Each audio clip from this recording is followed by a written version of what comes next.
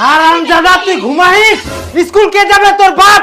কটা বাজে? তো প্রতিদিন স্কুল যাওয়ার কথা ঘুমা হবে। বাবা মুই আজকে স্কুল যাব না, আজকে তুই যা।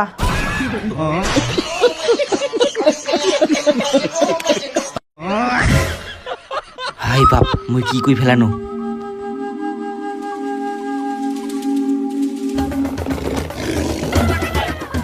না মানে মুই ঘটা থাকি যাবা কচিনো, আর তুই বুঝি আজ স্কুল যাওয়ার কথা কচু করতে মুই।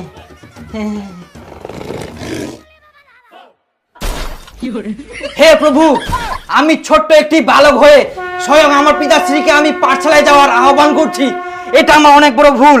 আমাকে আনলিমিটেড শাস্তি দেওয়া হলে আমি প্রস্তুত, কারণ আমি অনেক বড় ভুল করেছি। কিন্তু আমি ছোট্ট একটি বালক হয়ে আমার কর্তব্য প্রত্যেক দিন পাঠশালায় যাওয়া। জড়িত মুতে দে, আস্তে করে জল দিনে কি লাভ? আমার জল থামি যা ঠিক টাইমে। আই দে, এখন আমার রোদ ওঠা মনটা করে না, কি যে করি। আজকে স্কুল যাওয়া পারবো না, রাস্তাটা খুবই পিছিলা, যেতে যেতে পুরি কেন।